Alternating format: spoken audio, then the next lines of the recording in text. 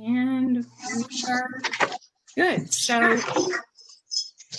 let's call the meeting to order here at 4:06.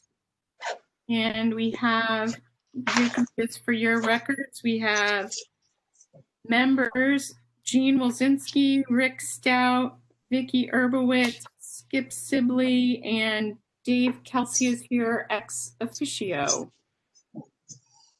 The first item on our agenda was approval of the previous minutes. Any questions, comments on that one?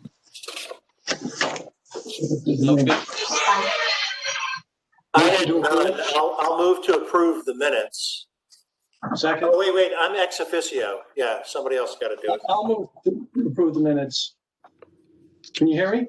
Yes, so Skip moved. Okay. I second. Hello? Rick second, all in favor? Okay, so we have a person calling in. Hello? Hi, sorry.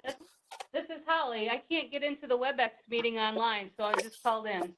Oh, I'm sorry. I don't know. But thank you for calling in, Holly. Welcome. So we have just had a motion and a second to approve the minutes from the meeting of June 25th. So all members in favor? Aye. Aye. Aye. Aye. Any opposed? No opposed. Okay, so the motion passes. So I just wanted to give a quick few minutes to talk about some of the things that we had mentioned in the past where we weren't 100% sure of our charge and roll. And I think I sent out to everyone a copy of the 1973 document, which is the scan of a typed document, kind of dated. But it does define when the pension was created and that there was a pension committee formed to oversee that. So that is our original charge.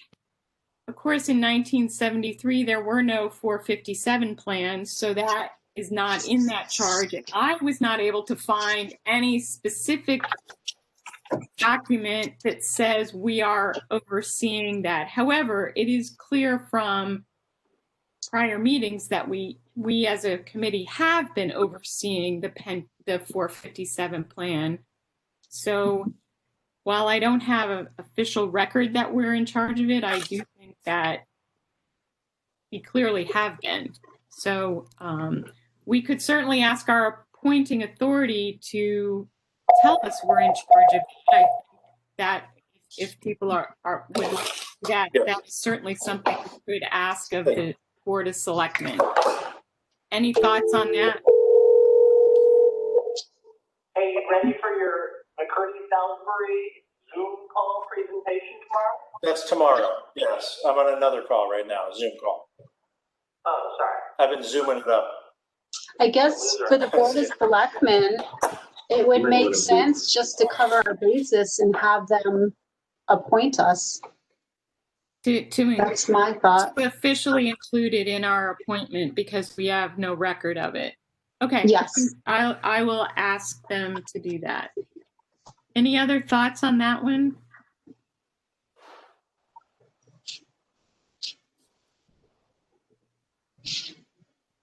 Okay. Hearing none, I think we should jump right into the annual review. For those who don't know, our guests today are Ron Fishman and Tom Reinhard of Pasi. And then we also have today Dan Matson from T. Price. I just also introduced Dave Beck. He's just joined us from Pasi. Great. Dave Beck, I apologize for not seeing you. Does someone have a phone ringing that I'm... Yeah, Jean, you might want to, I think you're in control. If you can mute everyone except the speaker, and then if somebody has, or if you can all mute until you speak, that would be helpful. I've learned over the process that these are difficult meetings when everybody has their, speakers on and their phones going and things like that.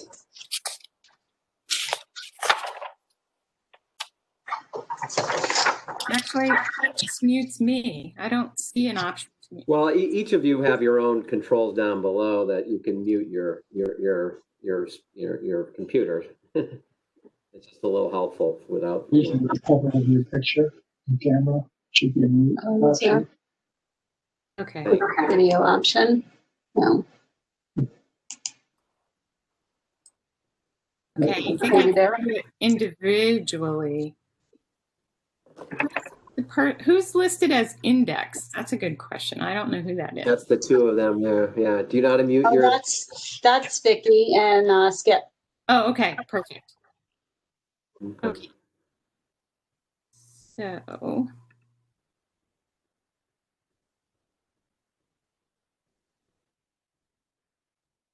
Okay, Ron, I think you're the only one Okay. that's not muted. Thank you. And again, if you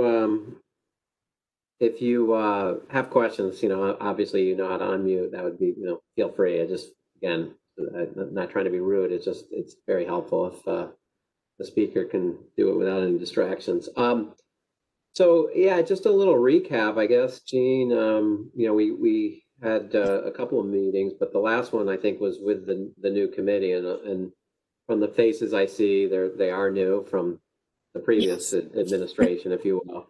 Except you, Gina, we've met you before. Holly was in the meeting previously as well, but you can't see her today, so you would recognize her. Is Nicole joining the meeting? Nicole did not respond to the invitation. Okay. So let me thank you all for joining. I appreciate the opportunity. This is where we, as administrators and advisors of the 401A and 457 plan, and present, if you will, our state of affairs on the plan. We've been engaged to provide services on many levels. We talked a little about that in the introductory call to explain, what does the plan administrator do? What roles and responsibilities do they provide? That's Pasi administration. That's why Dave Beck is on the phone, and he can certainly answer questions regarding the administration, I as well. And Pasi Investments has been engaged on more of the, I would call a 338 advisory service level, which I'll explain that. And I think it's very important that you all know what that means. And what our roles and responsibilities are. So, so it's really defining in this whole scheme of things is what roles and responsibilities does the committee have? What has the plan farmed out for services that you should be aware of, that you're obviously sort of overseeing those roles? What role does the advisor play? What role does the record keeper play, or custodian as well? And that's why Dan Matson's on the phone from T. Rowe. So Dan represents T. Rowe Price, which is the record keeping platform that you're on, and they're also the custodian of the money. So as a committee, I would hope that you would want to know, well, why are we with T. Rowe Price? Who is T. Rowe Price? What are their resources that they provide? What's their value added that they provide? I can certainly speak of what value they provide us as an advisor to the plan. But there was somebody chose T. Rowe Price, so you should know why you're there. And that's what I'll leave that to Dan at some point to kind of go over the value prop of their capabilities. I believe, Gene, you can share your screen. So what Pasi's going to do is kind of go through the state of affairs of the tools that we use to kind of present to the committee what we find. How are we doing? How are the funds doing? What are some observations, recommendations, things that we see? From our course of due diligence and services that we provide, and that's something that we'll present to you in a few minutes. I encourage any questions, obviously, as we go through this. This is your meeting, but I think the takeaway is, again, you as committee members, what are your roles and responsibilities? What should you be looking for from a 338 investment advisor? And what does the record keeper provide, and are we all happy, and do we see value? We also, as fiduciaries to the plan, we also make sure not only are the checkpoints of funds and risk tolerance and education are being done, we also benchmark the plan. We also say, well, is this priced properly? Are we getting a fair value for the price that we're paying? We'll talk about that at the end as well. So with that, if we can maybe start pulling up our report and share that with Tom, maybe. Yeah, Gene, if you could give me the power. I'm told that you should have the power. Okay. But there should be a share Okay, screen at the top of your screen. share content. And let's do. Yes. Okay. Perfect. Okay. Okay. So if you could just increase the visuals, full screen, maybe. You can't see it well? Well, it's not taking. I don't think it's taking over the full screen. I think you could do a full visual to the right if you move your cursor a little more to the right. No, that isn't there a full screen? That way to the left. Yeah. Thank you. Yeah, I don't want to know if I want to do that because I might. Let's see here. Is that better? Yeah. Can everybody see that? Yes. I'm assuming everybody can see it. I don't know what the call-in people, unfortunately, the call-in people probably cannot see anything, but we'll get copies of this out to the rest of you. And Jean, I'll have you, disseminate the report when we're done. Absolutely. So Tom, if you can just, I don't know where the bookmarking is, but if you can go to, do you have the bookmarking available, Tom? When I widen the screen, I lost my bookmarking. Okay. So let's go to, we've talked about sort of the history of Pasi, and so let's talk a little about roles, just to refresh the roles of Pasi as the administrator, sort of the third-party administrator, real briefly on this screen. And this is, it doesn't have page numbers, but I'm sorry. But on the regulatory side, what we do provide is, making sure your plan document is up to date with all the proper language that the IRS requires. When we first took over the plan, there was a lot of confusion between, and I think I explained this in our first meeting, there was a lot of confusion as to how the plan was being operated internally versus what the language in the document was, and we've cleaned that all up. So the current plan document that's in place and has been executed has all the design that certainly meets the operations of how the plan has been running, and that was a big cleanup of ours. We also do a lot of the, to the extent that there is any non-discrimination testing, which there's very little in a 401A for a government municipality. We make sure that any testing is done if there is, but more importantly, we do a lot of detailed level accounting. Did the right person get the right amount? Did the calculations of the employer annual contribution, was it properly allocated? Was it calculated based on the plan document's definition of compensation? Was that person eligible? If you looked at the document, there's some exclusions as to who's included and who's not included. So there's a lot of internal stuff that that Nicole was doing on her own that she felt was very, felt very uncomfortable, and that's why she they farmed it out to a third party like that. So we're responsible to making sure that, everything that the plan document says it should be doing from an IRS standpoint, from eligibility to compensation definitions to how you allocate the contributions, are done properly. There is no Form 5500, so we don't have to file that because of the nature of this type of plan. So overall, we're just sort of the watchdog of making sure that from a regulatory standpoint and from a documentation that the plan is being administered properly is being done. So we do an annual, I'll use the word audit, but it's not a true audit, but we collect all the data from the town on census data. And don't forget the school district is also a party to this plan. So we have to collect data from them as well. And then we go through all our annual procedures to make sure that everything has been accounted for and properly allocated and deposited to T. Rowe Price. So that's really the regulatory side of our services. On the investment side, again, the third bullet from the bottom, Pasi acts as a 338 fiduciary advisor, I think it should be the most important part of this presentation definition, because really what that means is we're responsible for the discretion of the investment decisions. We monitor the investments and execute the replacements when they're appropriately called for. That means we're taking on most, I would say 99% of the fiduciary roles and responsibilities of what a committee would sort of go through.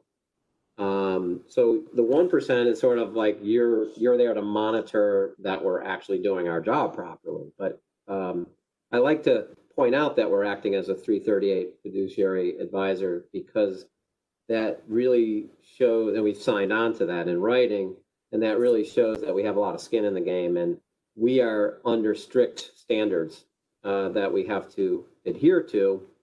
So again, it's up to us to make sure that we do our job properly. As we go through this report, I've referred to this to many clients that this is like a litigator's worst nightmare, because this report shows process, procedure, and documentation, and that's really what. If you look at all the litigation that's going out there, with retirement plans, most of it is the lack of process and procedure and documentation. So again, I think this is a well-constructed report that we provide the committee that documents a process and a procedure, and we have discussions, and we make sure that that's all executed properly. And again, it's documentation is the stuff that prevents people from getting in trouble.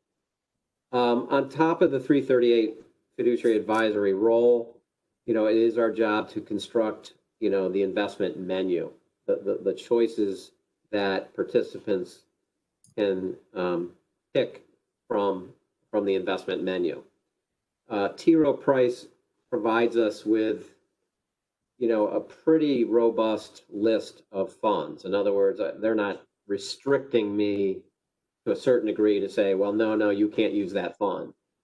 And some of you are, I think, are in the investment world, I call it open architecture.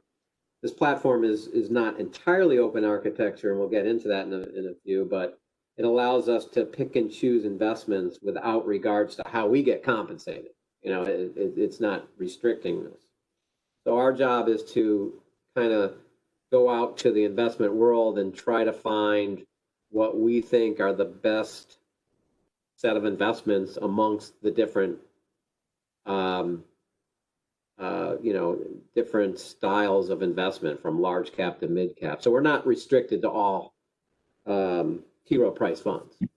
When we took it over, there were quite a few in there, and we've replaced, some with other outside funds, and you'll see that in a few minutes on some of our reporting. And then it's the monitoring of those funds, identifying, if there's any underperforming funds, style drifts, if we're not happy with, the way the manager is acting, and from a risk management standpoint, we may say, hey, there's a better fund out there compared to its peers or its benchmarks. And again, if we're not picking funds with regards to how we get paid, we're not limited. We can fire a fund manager and replace it at any time we feel necessary. And then we'll go through some of the criteria, again, documentation and processes that we use. So, that allows us to monitor these funds and has a documentation as to how we pick and choose on behalf of the committee, if you will. We also try to meet with the participants, obviously, to make sure that they're appropriately invested based on, their criteria, their risk tolerance, their time horizons. We go through a lot of dialogue with them make sure that we're meeting their objectives based on their asset allocation.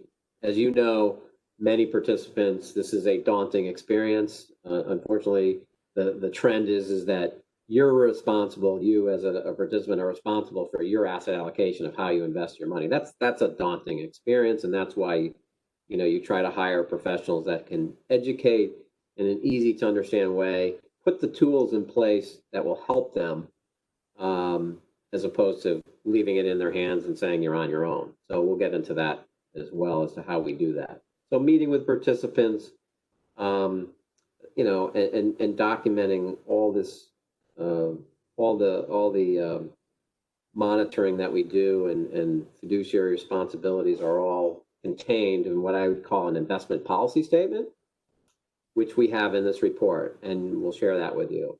The investment policy statement, for those who don't know, is sort of like the blueprint to how we do our work or how we do our job. I always compare it to, like if you were going to construct a new house and you hire a general contractor, you would give them a blueprint. This is the rooms I want, this is the layout, that's that. It's the investment policy statement is very similar. It tells how we monitor things. What are we looking for in investment management styles? What are we looking for, in performance relative to the benchmarks? What type of investments are we including? It's all listed in your investment policy statement. Now, everybody out there can claim that they have an investment policy statement. I've seen it many times. Oh, yeah, we have one. The question is, are you reading it? And are you monitoring that investment policy statement? And are you adhering to that investment policy statement? And the problem is that most people who have plans, will say we have one and it sits in somebody's drawer and never gets looked at.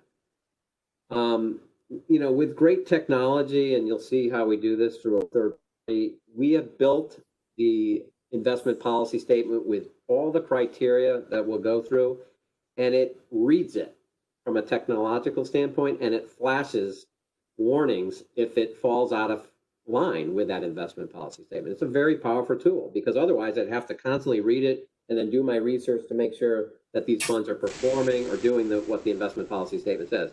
This technology ties that all together. And I think that's a very important piece for you all to know, is there is a kind of a monitoring system that's very efficient that allows us to do our job and then present to you as to how well we're doing that job. And you'll see that in our state of affairs part of this report. So that's the investment services side, again, of what you engaged us with. Our fiduciary services, again, is to help, the sponsor of the plan, which is the town, but you as committees to follow a prudent process.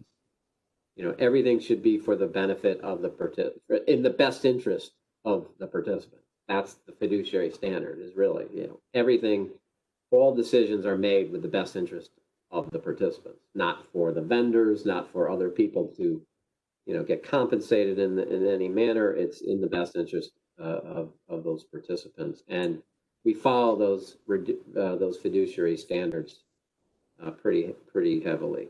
It's important to us. So with that, if there's any questions on the services, I'd like to jump into, what our output is. We use a lot of research. We have a lot of research capability. All of research is done in-house, but we use third parties. One of the third parties that allows us to kind of monitor and tie that investment policy statement together and read it and actually, give us output and warnings as to if there is such a thing, is a company called FI360.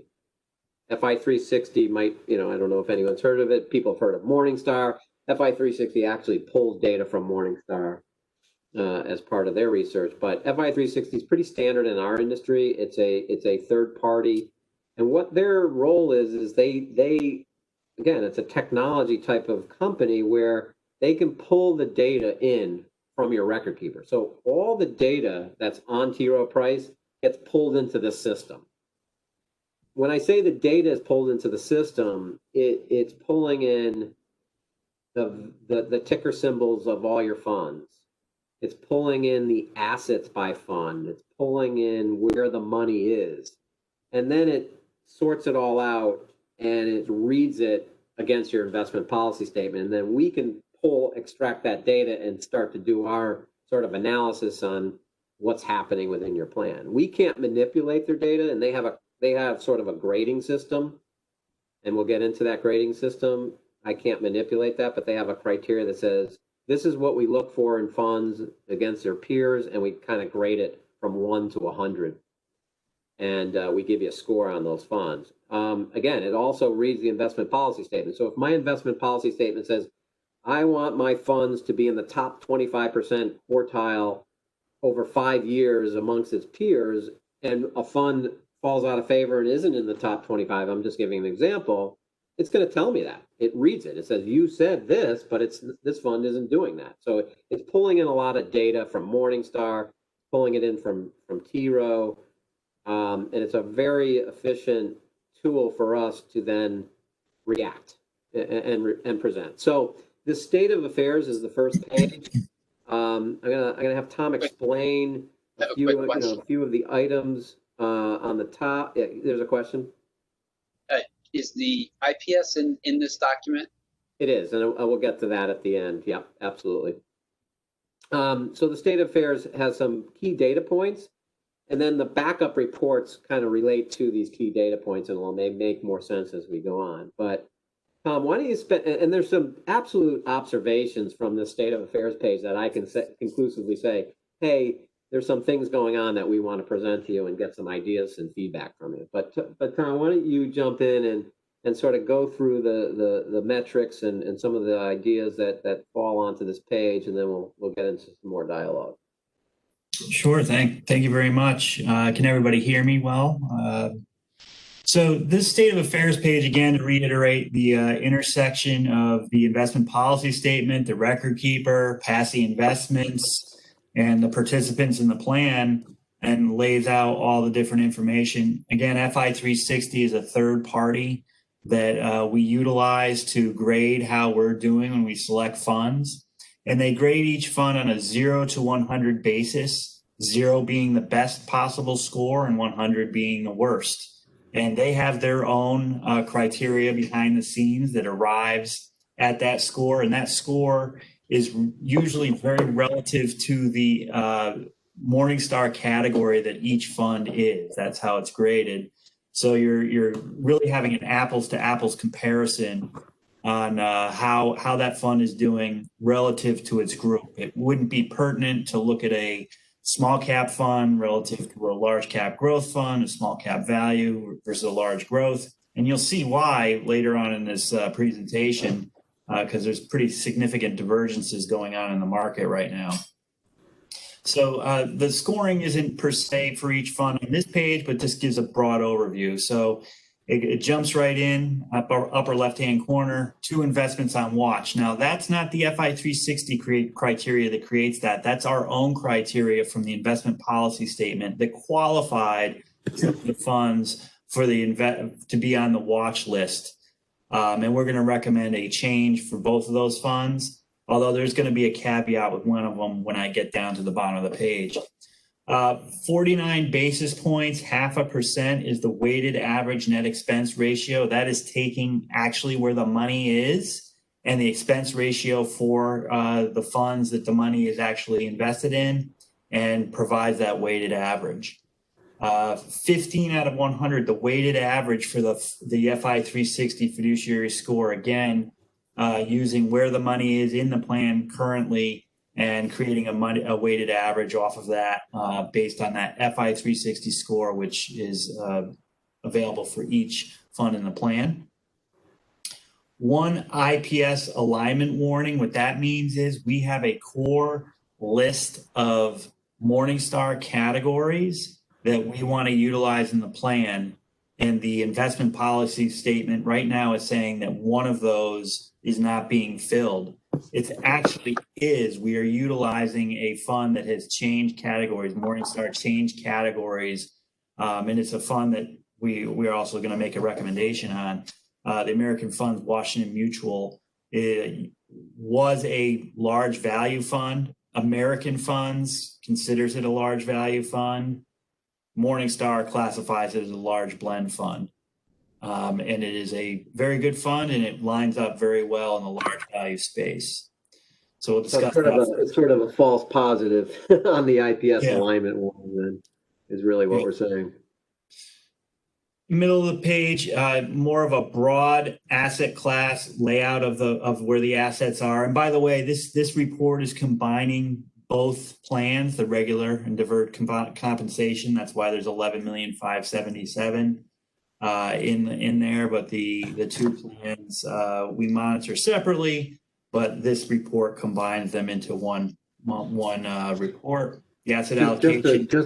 Just a side note. When we took the plan over, what we purposely did was we aligned the fund lineup. We made sure that the fund lineup in the 401A duplicates the fund lineup in the 457. For some reason, they had different investments at one time, and we weren't sure why. But for ease of understanding, we felt that, if we have a good set of funds in one plan, why wouldn't we have the same set of funds in another? And so we've cleaned that up. So it pretty much, the 457 and the 401A are aligned with the same funds. And so combining it, is really not such a big deal. Just for Ron and Tom, it's David. I know there's page 1 of 41, so maybe. Yeah, maybe we are not going through everyone. No, that's not the question. But asset allocation.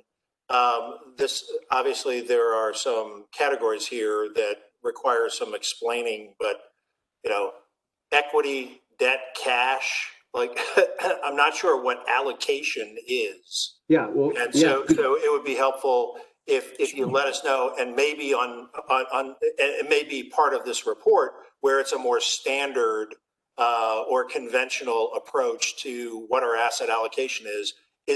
Are we all in equities right now? I don't know. That sort of thing. Great question. Great question. So in this broad asset allocation pie chart here, so we have U.S. equity, international equity, sector equity, and those are all the stock market. So those funds that are behind the scenes, and we'll show you what we'll get more granular as we move through the report. Those are primarily stock market. Allocation funds, those are the target date funds that are available in the plan. And then those are also some what are known as balanced funds, which kind of mix fixed income or bonds and the stock market. So fixed income or bonds are the other major asset category that we have in the plan, and those are more conservative investments. Those allocation funds utilize both the stocks and the bonds and balance out depending on if it's a target date fund, which is an age appropriate portfolio that slowly removes these participants from the stock market as they approach retirement, or there's a balanced fund which kind of remains in, say, a 50-50 allocation all the time. Then we have some taxable bond funds, the money market, and stable value. Those are, again, all fixed income and are more conservative in nature, meaning that they don't have as much volatility as the stock market has historically. We will get granular. As a matter of fact, I would, instead of going next, Tom, into the investment changes, I would get more granular and sort of show the pages of now where that money falls in the U.S. equities versus internationals and things like that. I wish I had the bookmarking, but so yeah, here it is right here. So. Did you want the holding summary? Back to the holding summary. I think you just had it right there. Yeah. Yeah. Okay. So yeah, go ahead. No, I was just so to answer your question, this is the same 11.5 million with 40 investments. Now we're getting, now you see what represents your U.S. equity. You got, a combination of large blend. And by the way, these are the funds, and it shows it by assets of where the money is. So we have an American funds. Well, we haven't that's because we were going to replace it, but we have, your U.S. equity that was on that landing page represents large blend, mid cap blends, growth values, small caps, growth values, and then your internationals, your sector funds. And then I think if you go down, Tom, to the asset allocation. The allocation so from the target dates. Yeah, so 4 million into the T. Rowe Price target dates, or the, there's two funds in there that are more like model asset allocation models that people have chosen. But for the most part, it's the target date funds. And we'll get into the explanation of what a target date fund is. Yeah. So these investments are chosen by the participants, right? Correct. Yeah. Okay. The investment, the core list is chosen by us, or you, all of us as a committee, or as the advisor. And right. That's for offer to the participants. Correct. And then these guys. Yeah. Correct. We can't influence, where they go, but there's a key component here that we want to talk about when we took this over, and I'll give you the history of it, as to the concern of the asset allocation. To the extent, if we started all over, I think we would see a different outcome. But let me just point out, the main focus, I think, of this report. And Tom, if you can just, I think it's in a better visual where there's three funds that have more than 50% of the total assets are in three funds. And I can give you a little history as to why. And I'm trying to find that one page where it might be a little more. Yeah. So the T. Rowe Price dividend growth, the T. Rowe Price blue chip growth, and then the stable value, the T. Rowe Price stable value, which is a stable value is it's a sort of a money market on steroids. I'll just make it simple. It's not a money market by any means. It's a very sophisticated approach that keeps the value of that stable, meaning it doesn't fluctuate in value, but it gives you a better yield. That one fund, so between the T. Rowe Price dividend growth, the blue chip growth, and I'll circle back to the grading of all the funds, but let's just cut to the chase. There's three funds that have close to 60% of the total assets, including the stable value, which has how much, Tom? 2 point something. Another 2 million right down here, 20%. Yeah, so 20% is in the stable value, the T. Rowe Price stable value, and then the other almost 40% is in these two funds. I can tell you why the stable value has that much money in it. So again, the stable value is like a money market. It gives you a yield of a little over 1%, if that, right now. Dan could probably give you a better read on the return. But at one point, this fund was what they called the default fund. So if somebody got a contribution by the town and didn't elect an investment, had no affirmative election, it got defaulted into this stable value.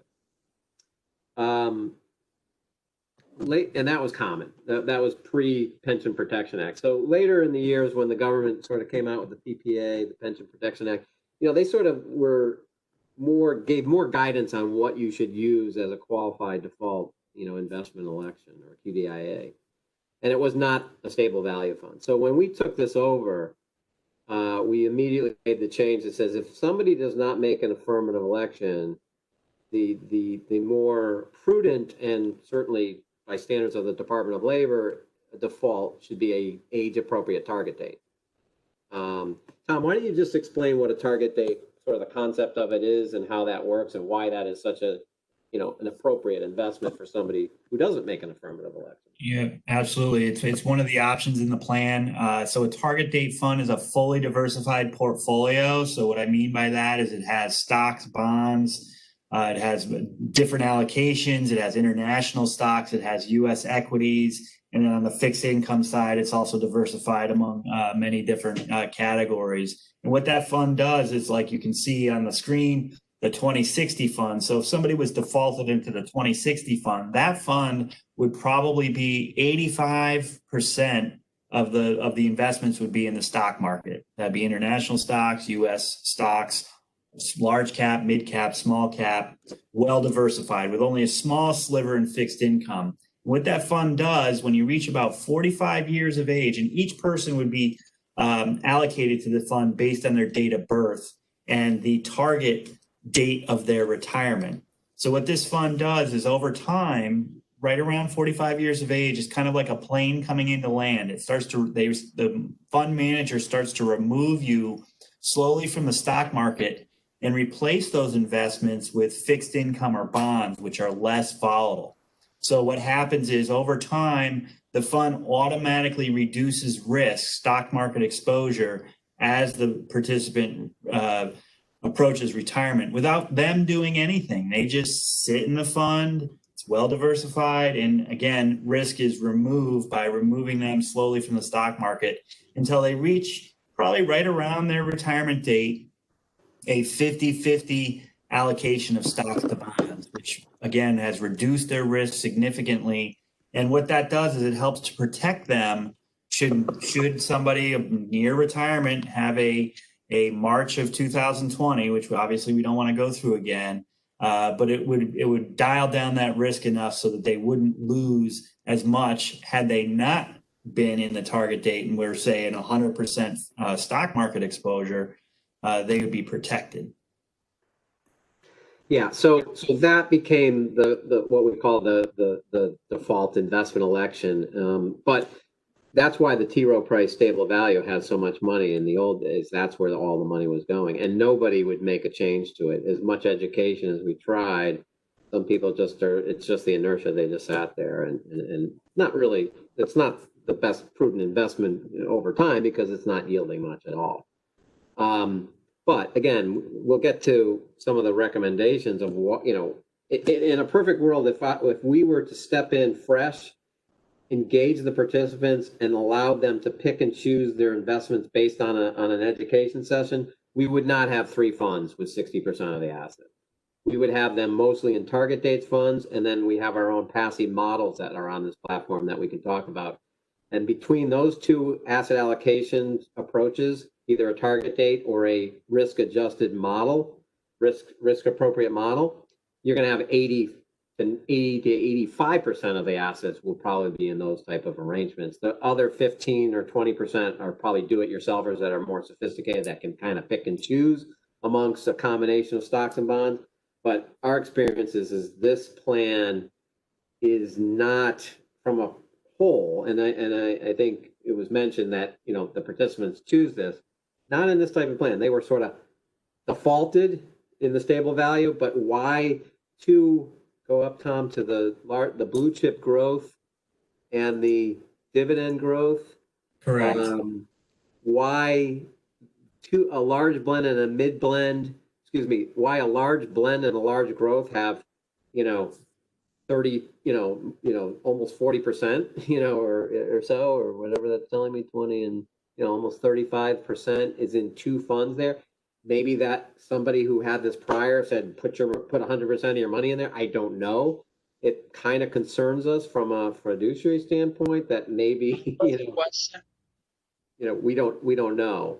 But we'll get into some, I think, recommendations as to how to resolve that going forward, with a proper sort of, I'll call it a reset. Can I ask a question, please? Absolutely. What is the education schedule now? How often, lay out what the education schedule now is for meeting with participants? COVID, pre-COVID or? Yeah, pre-COVID. Huh?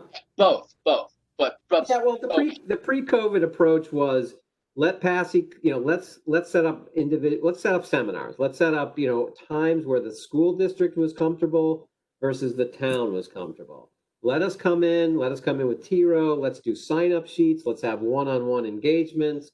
Let's tell those people that the professionals will be here all day for the next 2 days, if necessary, to sit down with those who are interested. It could be, after out, whatever it is, come with your spouse.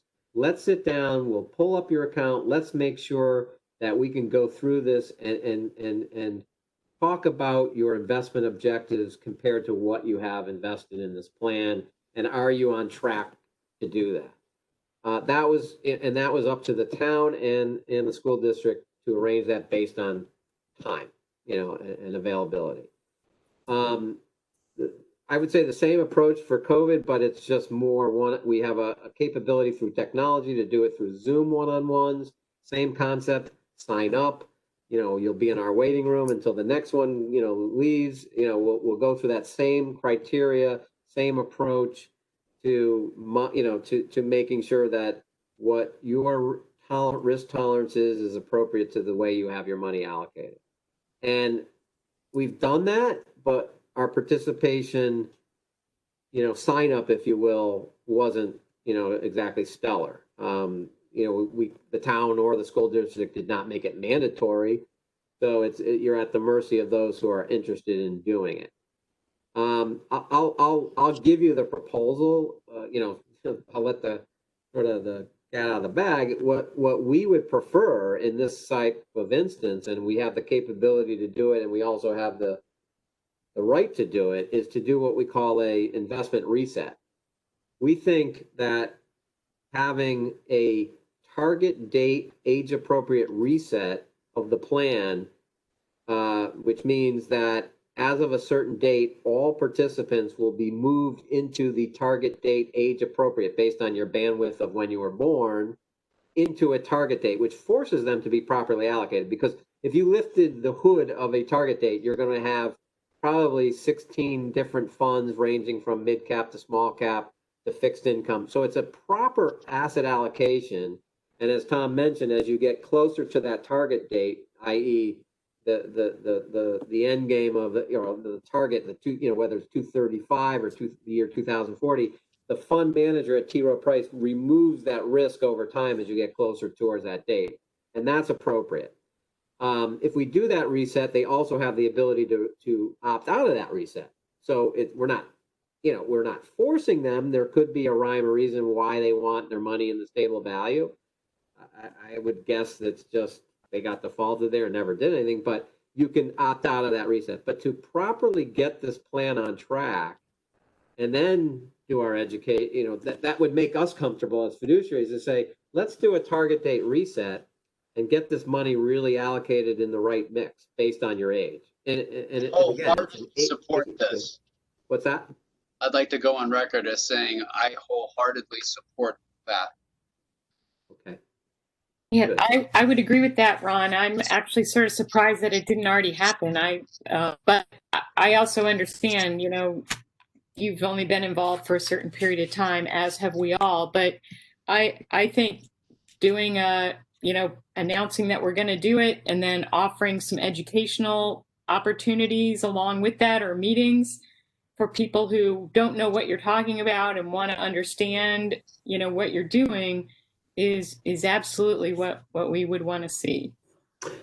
We have and that's where T. Rowe Price comes into play. They have the technology, think about it's a Herculean task to do that if you think about it manually, but they have the technology to do it. They have the gears, if you will, to tweak the system and be able to say, as of this date, this all gets reformatted on a participant level unless you opt out. So the technology's there. To answer your question, Gene, we did mention this before to the previous committee. It sort of stalled, but there was also some limitations on T. Rowe Price to be able to do it. But I'm proud to announce, and Dan, will reinforce that they have that capability once we get that approval to do it. So I'm glad that you're receptive to it, because it's this report tells us a story. It tells us that, again, we can give the tools, we can pick, look, we have some great funds in there. We have, I'll give you an example of a small, we have the Columbia Small Cap Index Fund in there, and there's only $10,000 in that fund. We have great funds. We have the Fidelity Extended Market Index in there as a mid cap, blend. It's only got $7,500 in it.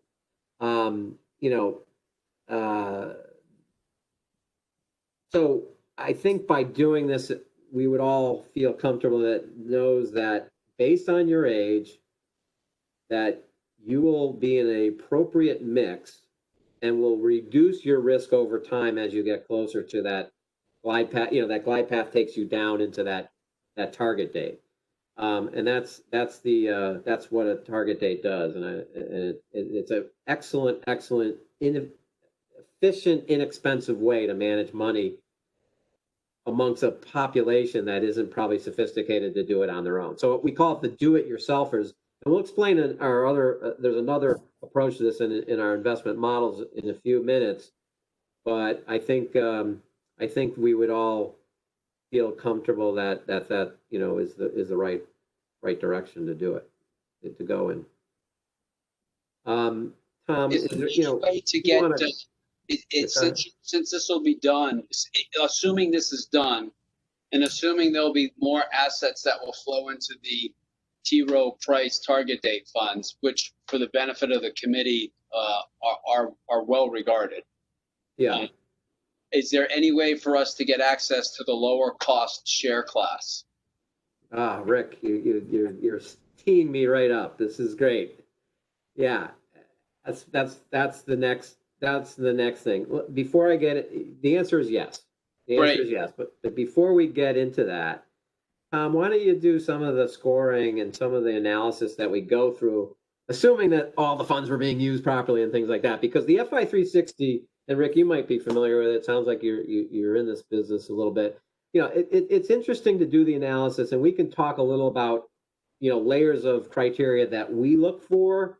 That this is by no means let's leave T. Rowe Price, because like, for example, we're sort of more modern portfolio theorists. We look at risk metrics as opposed to returns. And some of our criteria would say that T. Rowe Price is taking too much risk. Not that the returns aren't, and as Rick said, they're very well regarded. But in our analysis, we might say, you know what,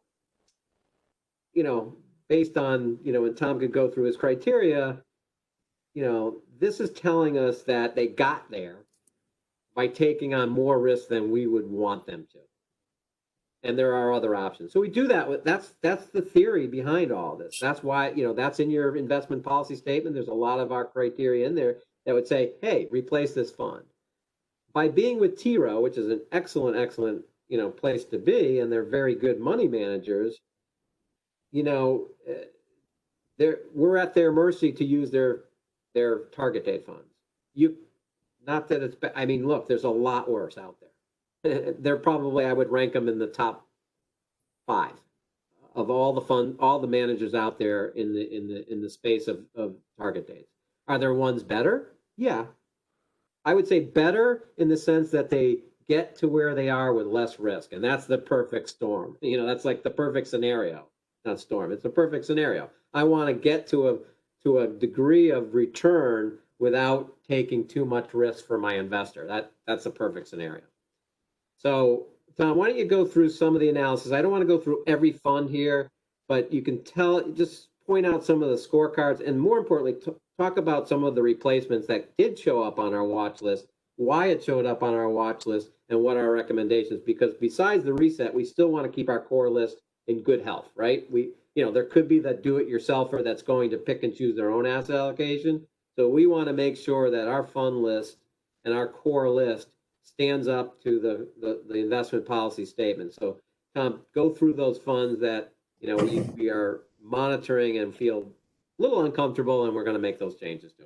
Yeah, well, it's interesting because the one that's flagged right at the top here, the American Funds Washington Mutual, again, it shows a FI 360 score of 56, which we do utilize in our criteria. But to take a step back and look at how it isn't passing, it isn't even actually on a performance metric. It's just if we were using the R6 share, which would be coming to the conversation if we talk a little bit later about resetting potentially the way we get paid in the fund or in the plan.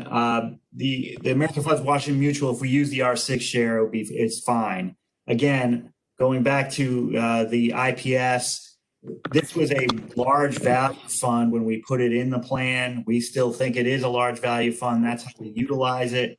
And that fund does very well in the large value space. But this page has a lot of information on it. It obviously shows on the top line here, we can see the current FI 360 score, and then the rolling average of FI 360 scores going back. Again, we cannot manipulate that. But the reason it's on the watch list is our criteria looking at a twofold measure of performance, and then what I'll call the volatility of the fund. And in a retirement plan, we would prefer to have less volatility, but still put up good performance relative to its group. And where you really see that is March 2020, when the market has a correction. What we're looking for, if we're not in a pure index fund, is a fund that tends to hold value when the market is in correction. So we think that's very important, because then when the market does come back, you have less to make up to get back to being whole, and then you can start making money and building your account over time again. So, it's the basic mathematics of a correction. If you lose 10%, that next rally you need to gain 12% to get back to even. So in our minds, it's better to try and lose less so that you can actually gain more in the long run over time, if that makes sense. But again, to just go back to this report, you see the rolling average of the FI 360 score. And then up here, you have the total return. And in parentheses is the percentile rank of that return relative to its group. So over time, you can see that. And then over here, again, going back to that first page, the intersection of the investment policy statement, where the assets are, that weighted average of expense, that's where this comes from, is this 92 basis points for the Washington Mutual R3. We're proposing at this point the R4 share. We would prefer to use the R6 share, and if the R6 share wouldn't even be on the trigger list, had that been in the plan. It was one of the funds that we're sort of limited on right now. But Rick, we will be getting back to that with the target date funds and the institutional share classes. And then very importantly, you look down here at the bottom, you can see the median mutual fund ETF CIT for the group. This is the group's performance over a 1 year, 3 year, 5 year period compared to the fund. Obviously, Washington Mutual down 0.4% over the last year versus a 4.85% gain. But if we looked at the median for the value, large value, which is what we think that fund is, it was the median for the large value category was down 8%. So this fund was only down 0.4 over the last year. And again, that's why we think it's a large value. We continue to use it that way, and it's in our models, and that's how we use it. And American Funds manages it as a large value fund also. So there's a lot of data here. It goes through each fund. We can go through the whole, we're not going to go through the whole list, but you can see. So Tom, why don't we get to the ones that you want to replace, and sure. Yeah. And then we'll get into the pricing. Yep. So the Eaton Vance Fund is really fallen off in the recent year. Has not performed well relative to the real estate category.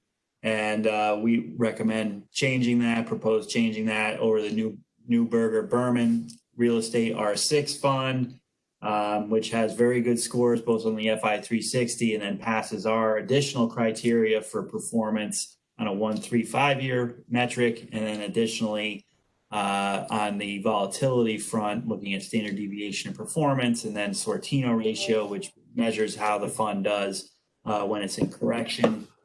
So that would be our main recommendation. And again, the American funds, we're just going to lower the share class unless we arrive at a different conclusion relative to leveling out the plan.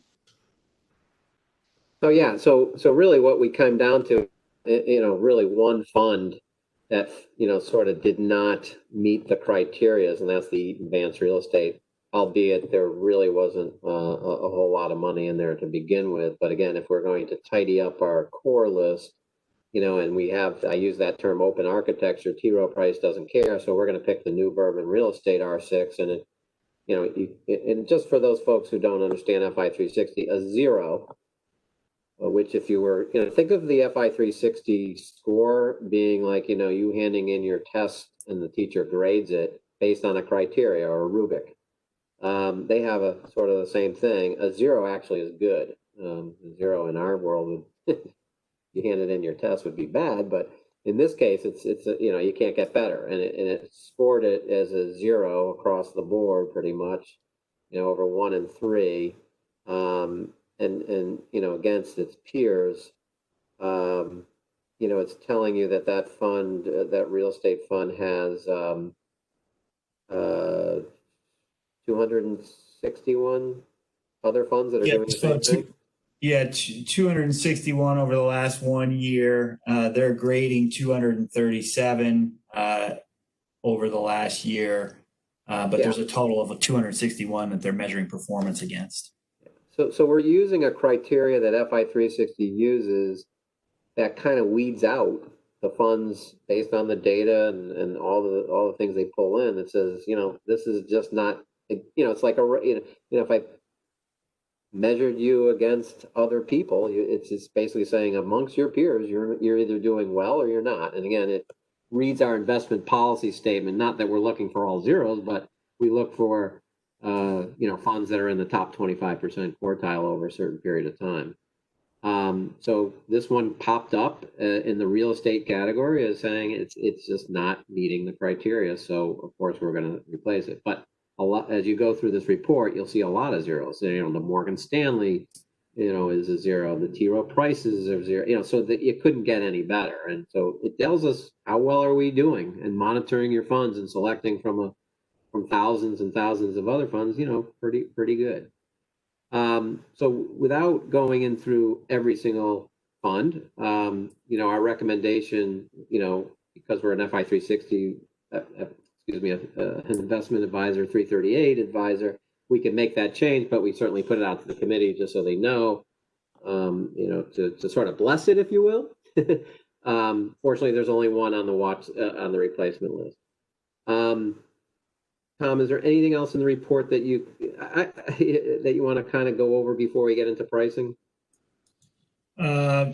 You know, I think this page just kind of lays out how the plan is doing as a whole. This is taking the allocations in the plan. In the middle of the page, the circled performance just shows how the plan is doing versus the peer group with the same allocation. So over the trailing 1 year, the plan is up 5.96%, outperforming by 0.9%. 3 year, 8.84% per year, outperforming the peer group by 1.17. And we've done it just with maybe slightly less standard deviation on a 3 year, even with the standard deviation, which is the measure of volatility. So, you know, the good news is we're doing better than the average fund in the peer groups based on where the assets are right now. So go to our model section, if you will, just to sort of let them know that there's sort of two do-it-for-me approaches. There's the target date funds and in our investment model. So there's I would break this down into, you know, there's two categories of investors in your group. It's I will do it myself because I understand the disciplines of the markets. I understand how to choose amongst large caps versus small caps and how much percentage I'm willing to take in risk, and I'll make my own sort of asset allocation. I'll go into the system and do it. Very, very, you know, I usually find that's 10% of the investors out there. The rest, you know, 80 to 90% are like, just do it for me. Tell me, I don't know how to do it. You do it for me. And of course, we already went over the target date approach is a do it for me approach. The second do it for me approach is what we call our Pasi investment models. We're very proud of them. Not many people are utilizing them right now because they're sort of new on the system. We haven't had a chance to educate them, and we're certainly not using them as a default. But this is another do it for me approach that T. Rowe will record keep our models. For those in the investment world, you'll understand this. It's different than a target date fund. It doesn't reduce the risk over time. Tom, why don't you just quickly go through the concept of our investment models and how we interact with that and monitor, you know, and in managing them? Yeah, so it's just another option to be done for them. 5 diversified portfolios, ranging in risk from 80% fixed income, 20% stocks. That's our conservative model, all the way up to the opposite aggressive growth model, 80% stocks, 20% fixed income. And we have 15% increments in between. These are fully diversified portfolios built off of the do-it-yourself lineup. So we have that core list of funds that are in the plan outside of that target date series. So it's just another option for somebody to actively kind of manage their account if they don't want to be in a target date fund. Maybe somebody wants to be maybe is very risk averse, so they want to be in more fixed income early on, or maybe somebody's going to want to stay more aggressive than the target date fund for longer because they have other assets or other ability to take more risk. So it just gives another layer of additional diversified portfolios to be done for them, and the option to invest in this over time. It's a good one. Right. Yeah. So the difference is, again, this is, if somebody, and this is meant 100% of your money goes in this fund. If you lifted up the hood of the model, you'd see about 16 different funds within the core list with different percentages. So it utilizes the large caps and the mid caps and the internationals and the bonds based on your risk. So of course, the more aggressive you are, you more have stocks. But the aggressive growth model, which is 80% stocks, stock funds and 20% fixed income funds, will be the same in 10 years. And it'll be the same in 30 years. It's up to you to reduce your risk by moving into a different model, whereas the target dates do it automatically for you based on that time horizon that you chose. I like to show this one page. It's just a fun page. It just shows the importance of diversification and why we choose, different, categories, if you will, or different, areas, asset allocation areas. And these are defined by Morningstar, by the way. If you look at this page, the left-hand column has the group, names: large blend, large growth, large value, and so on, all the way down to the fixed income. We represent a fund in each of those categories. That's what your policy statement says, and we want a fund in each of those categories. The reason why I think this is an amazing page is, I tell the story. It's like most people understand the market from this standpoint. The Dow Jones went up or the Dow Jones went down. And I think most people identify that and just go, okay, if the Dow Jones is up, my investments are up. If the Dow Jones go down, my investments are down. What this page shows you is that there are many markets out there, during the day. The markets, there are more than one market. They identify with the S&P 500, but there is a large blend market. There's a large growth market and a type of stock that moves in different directions as time goes on in these categories. What I find fascinating is this is a snapshot return as of 6/30. Yeah. 6/30, right? Yeah. And it shows the categories, or I'll call them the market. So if you pick on the 1 year return, if you had your money on large growth, you were up as of 6/30, 18%, 18.6 to be exact. In the same return, in the same period of time, ending 6/30, if I had my money in small value, same market, the market, the same time, I would be down 17%, almost 18%. The divergence of those two categories is phenomenal. Again, it's the same year. It's the same period of time, different markets. It wouldn't have been phenomenal if you're in small value, though. What's that? Yeah, I said of course, you would be happy. But it's an example of one that it's important to be diversified, unless you knew exactly where the action was going to be at any particular time. But the importance of knowing that things are moving in different directions. There's lots of markets out there, and you can see that risk matters. But this wide moat of return, like, again, the small value to make up the difference between large growth, it's like you'd have to double the amount just to get that return. We don't know where the action is going to be, and nor do we claim we know how to time it, but we know that we should have our foot on the dance floor at all times when it does take off. And rebalancing and this is also an exercise in rebalancing, because if I rebalance my portfolio, I'm going to sell off, some of and I want, a certain percentage in large growth. Well, if I'm up 18% in large growth, my allocation of what I expected it to be is way up, right? and my allocation in small value will be way down. So when I rebalance, it sells off the profits and buys into the ones that are below value. So rebalance, this is a perfect example of why rebalancing is very important, and dollar cost averaging and things like that. So it's just a really fascinating picture of what's been going on lately. And this, I don't think I've ever seen this much of a variance in these type of investments.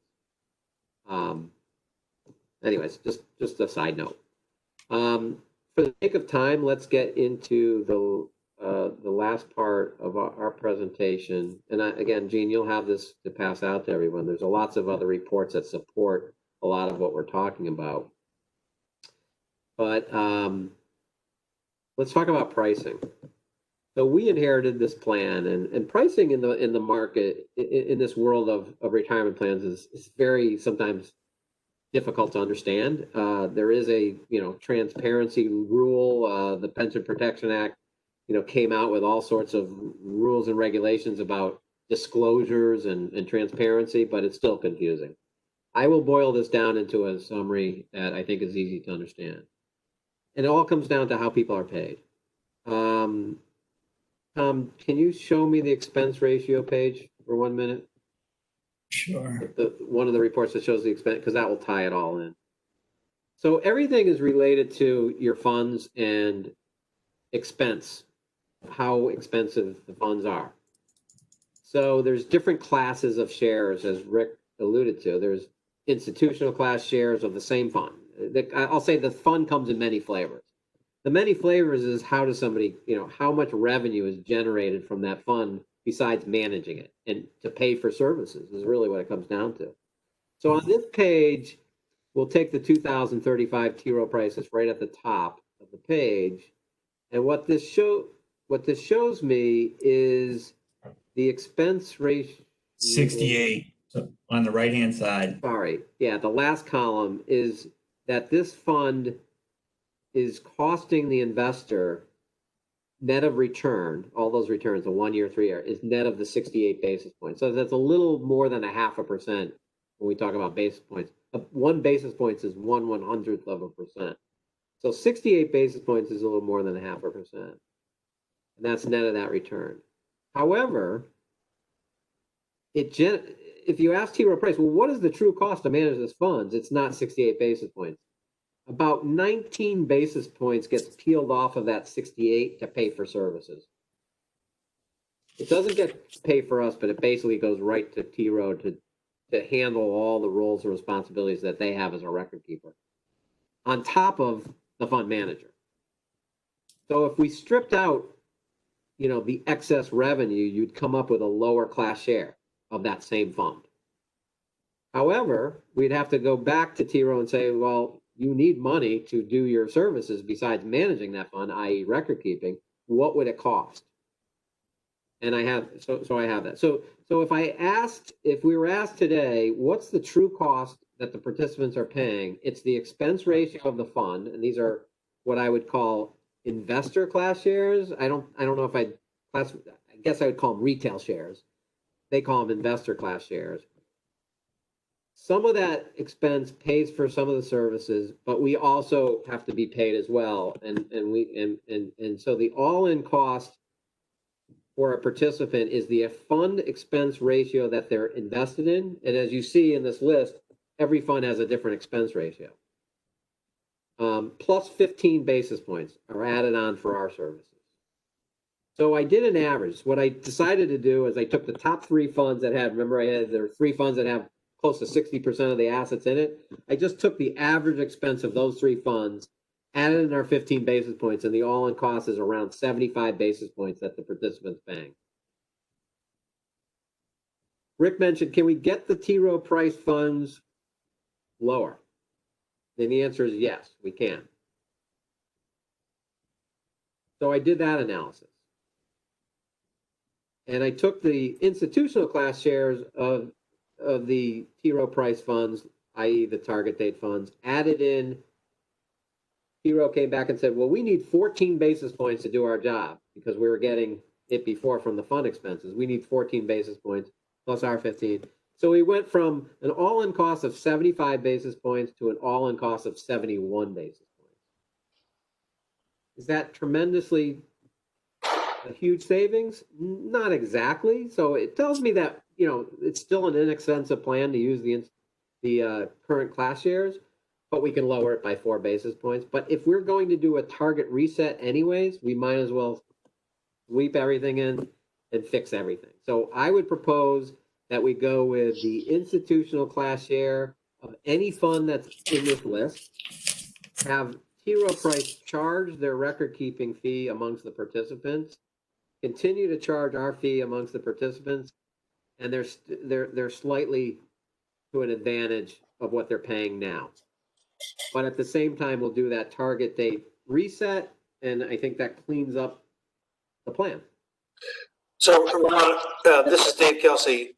Outside of the expense ratio and your fees, are there any other fees, 12B, marketing fees, or anything else? That's part of, yeah, no, the answer is no. Everything that's being collected right now it goes to T. Rowe. It doesn't go to anyone else. And when I strip out those expenses to the institutional class, there's no sharing of anything. Okay, so you're talking about roughly 70 basis points of expense. That's it. You guys and T. Rowe. Correct. Okay. Yep. Including the expense of the fund. Yep. Yep. Okay. Thanks. Yeah. Which in a benchmarking of this type of plan with this number of participants, anything less than all in of 1% is good. Anything less than 80 basis points is excellent. Now, there's a caveat here. Right now, I call it fee levelization. Right now, I just demonstrated to you that under this arrangement, if I'm in the T. Rowe Price 2035, I'm sharing some of my expense to pay for services. However, if I'm in a fund that has zero revenue, which we do have some, that person's paying nothing.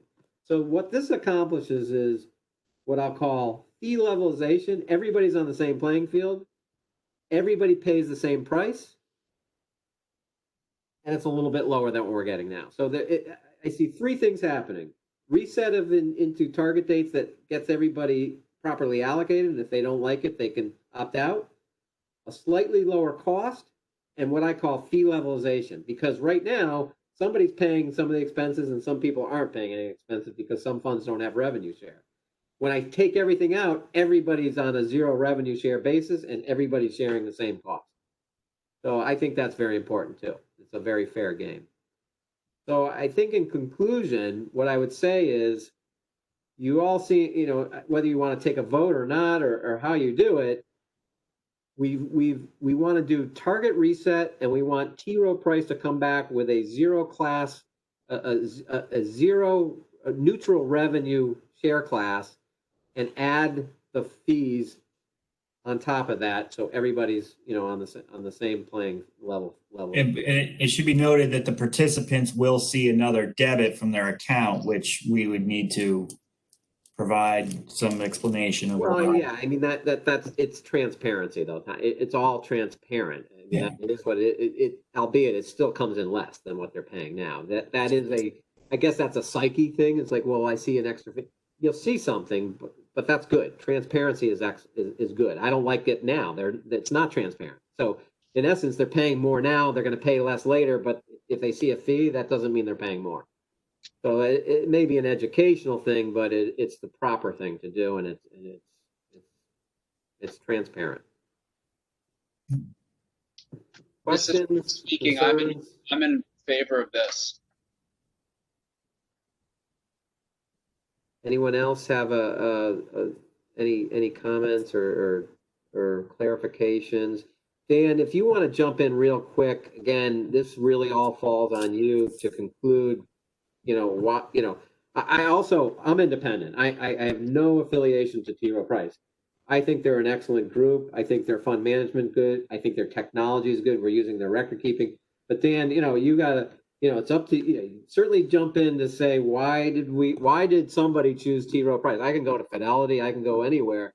Why do we stay with T. Rowe Price right now? Don't mean to put you on the spot. He's still with us? Yeah, he seems to be out there. I see him. I mean, I see his login. He might be on mute.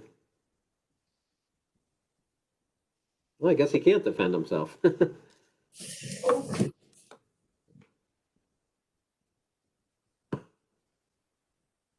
Well, anyways, I'll stick up for that. T Rowe is a large player in the space of record keeping of this type of plan. They've done an excellent job. They have the right infrastructure. They have the right audit balance. Checks and balances they have the resources for us to do our job. They present us with reports. They can download things into our FI 360.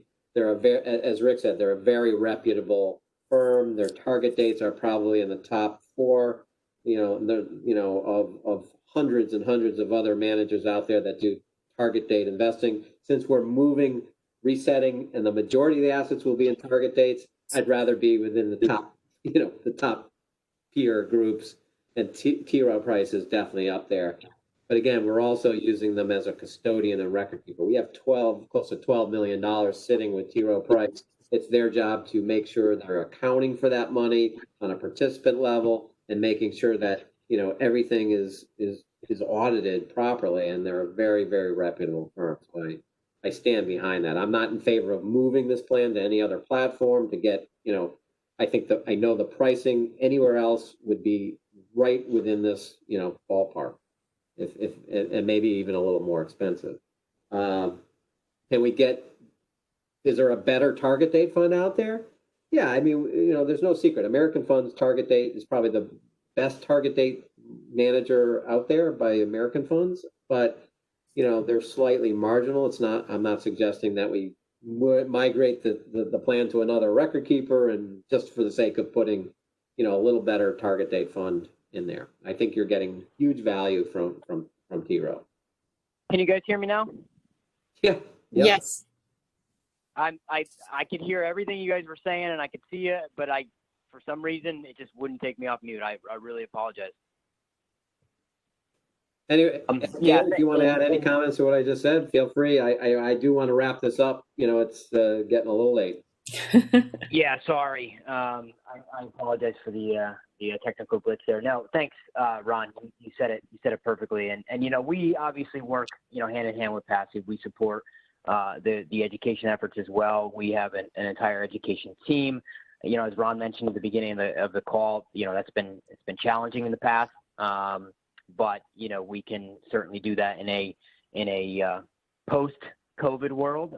We can do it in the world we're living in right now. We've got virtual technology as well. So when we do roll out this plan reset, as Ron mentioned, we can obviously educate participants. We are actually rolling out an automated service, if you will, in December to do these plan resets. So, we could do them in the past, but we're actually going to be rolling out a service to do these plan resets in which we would actually, handle all the communications that get sent out to your employees. So it's an easier opt-out process, automate the whole thing.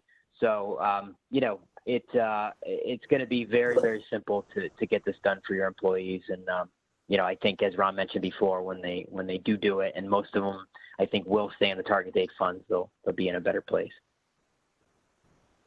Anything you want me to hit on, Ron, before we wrap up? Well, I just for the committee's sake and to wrap this up, I put a bow around this. First of all, thank you for listening to a very lengthy process. But again, the 3 highlights that are coming out of here is that we're going to do a reset that T Rowe will support and help with. I'm sure there's paperwork, and Dan will have to go through this after. I would say, Dan, write up something that we all need to see to execute that, as well as a fund repricing, i.e., going to the institutional class shares that will wipe out all the revenue that's shared, and then you'll add in you'll reprice this with your actual record keeping cost and things like that. To put this on a levelization. So you'll have to guide us on next steps, if you will. But with that, any other questions, Gene, if you want to take over from here and sort of wrap this up, feel free. Skip, Vicky, either of you have questions about what they've proposed? Do either of you have any questions? Any other board committee members? Was this helpful, I hope? Yeah, they're on mute. Maybe she has to do it. There you go. There you Right go. there? Sorry. Okay. Yeah. Oh, there we go. I talk too much. No, I thought the presentation was excellent. It helped. I mean, the handout that Jane gave us prior to this meeting was from last year. So it wasn't 100% lined up with your presentation today, but it was close enough that we could follow. And like you say, there's 3 options that the committee needs to weigh in on. I think to get a good summary of what those are in writing so that we can deliberate a little bit and talk about it, see if there's any questions, and then get back. I don't think there's we have to do this today, but maybe I'm wrong on that. No. I think we should just take our time. Understand, I think the main thing, this is just me, I'm a big communication person, that we communicate to the participants of what the committee is doing, Mhm.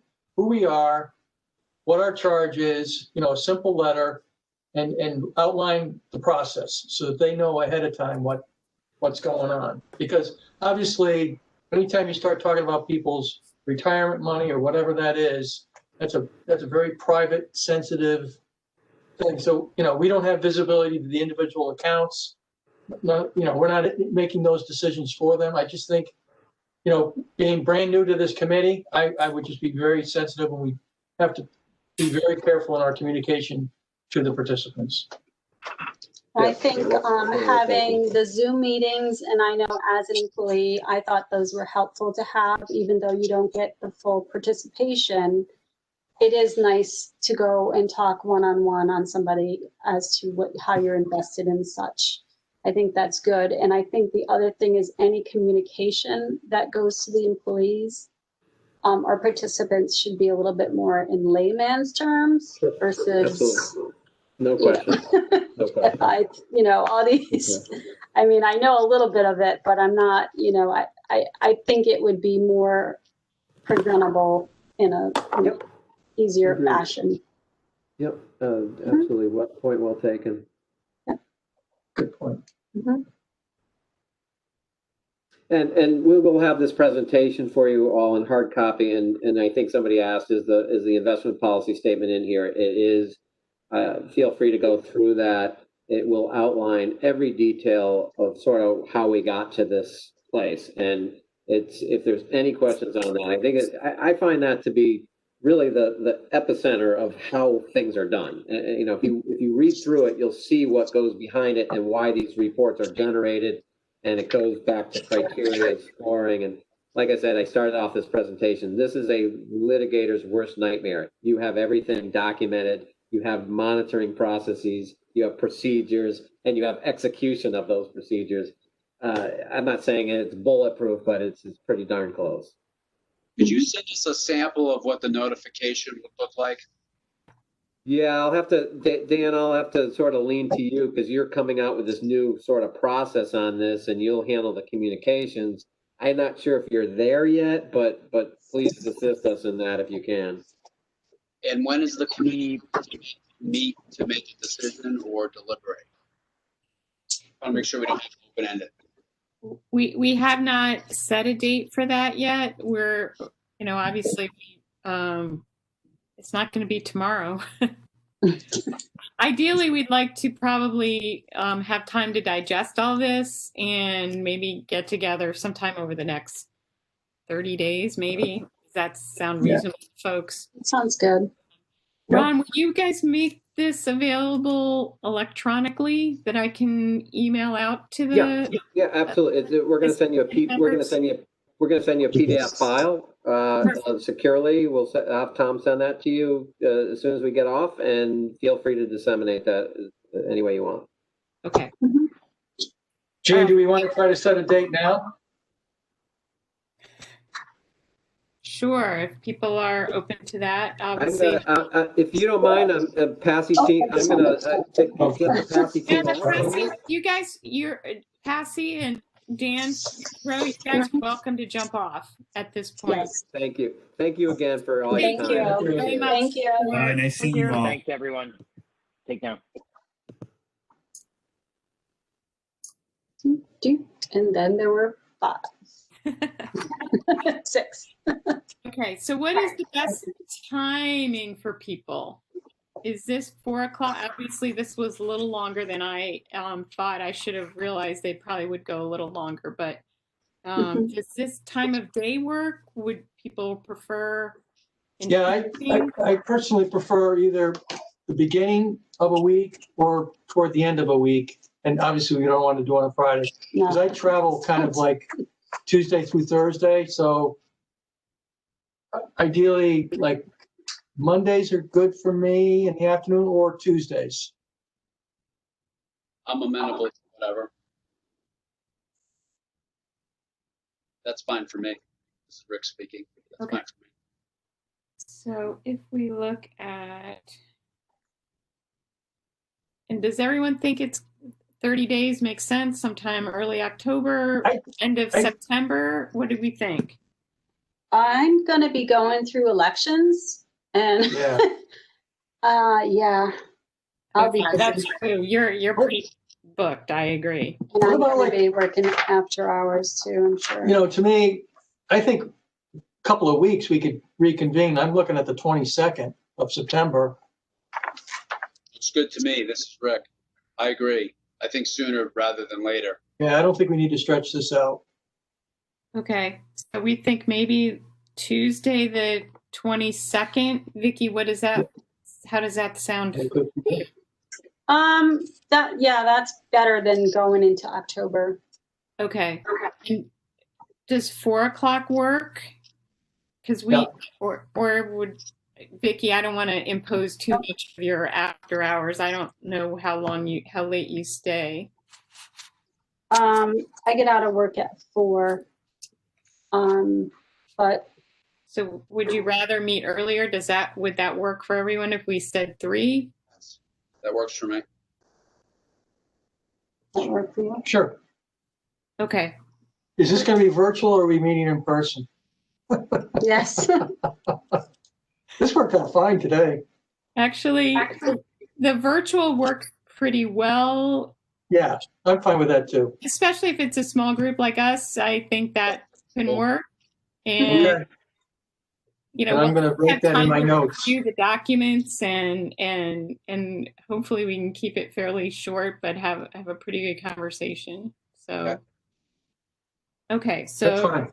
September 22nd at 3 p.m. 3 o'clock. Yep, Yep. 3 p.m. And are they going to have enough time to, I think they were going to provide some, the information that they're Yep. going to. They were going to give us like a summary of their recommendations. He's actually going to send a PDF of the document they used today. Right. And I'll ask Dan to just, Rick, you asked for what kind of a summary? I'll ask him to just give us a sense. Just He like must have a sample. Just a sample of what the fund change, what notice would look like, just so that he's comfortable with that. Right. Right. Well, we can draft our own basically, but they probably have a template that they have. And Vicky, further to your point, you know, we could just make sure that we could wordsmith it as need be to boil it down into simplistic terms. Yes. The other I think thing that's a we good could idea. do is we as a committee could just have a letter sent. You should expect to see this from T. Rowe Price. Here's who we are. We're trying, you know, to your point of trying to be open and let people know what we're doing, Skip. So we can think about that too. Yeah, I think that's pretty critical. And then what do you want to do with the Board of Selectmen as far as Appointments. the appointment and the clarification of? I think I was appointed at a meeting. So we were all appointed by the Board of Selectmen at meetings. That's true. However, we were just appointed to the pension committee. And it isn't clear that the pension committee was ever officially assigned to also oversee the 457. I think that was our. So Right. Good we point. will ask them to clarify that that is their intent. And it appears that it is, we just can't find it in writing, which I actually think probably exists, but I'm not going to ask Vicky to go digging through records right Please now don't. for old minutes of things. Let me ask you this, in the 457 is basically District 18, correct? No, we do not No. manage the District Okay, 18. they have their own group. It's only, the 457 is only town employees. Town employees. Okay. So there's, 18 we have our own, I say we, because I manage that one. 18 has its own 457, and I think the reason for that is that's open to all Region 18 employees. The pension is only the Region 18 non-certified employees. Mm-hmm. okay. So that's why there's a difference there. So roughly, how many participants in the town plan, roughly? The town 457, I think it's pretty small. I was gonna say, there are probably not too many. No, I don't think it's very actively used, to be honest. I want to say in the maybe 30? less than 20, but I Oh, can't wow. remember. Okay, I don't remember. I probably have it written down somewhere in old notes. okay. Well, I think that would be important to know the numbers that we have to do the education piece to. And I think the other thing is we should use this as a opportunity to recruit and get others to participate if they're not now. In the 457, you mean. I mean, sometimes it's, you don't know what you don't know. Right. I don't think I'm in the 457. So Vicky, I think you told me you did the extra contributions in the pension, right? The pension one, yeah. The 401A and. Yes. Mm-hmm. So it'd be good to just kind of sort that out so we know what we're talking numbers wise. I think, like an overview, just a rough breakdown. We don't need names, but just a rough breakdown. So I believe I might have some of that. I only sent you what Pasi had sent me. There was also some documents from T Row, and I think they did break it out, but I'd have to go back and dig through that. And Nicole should be able to tell us too. I just think that should be one of our objectives. Mm-hmm.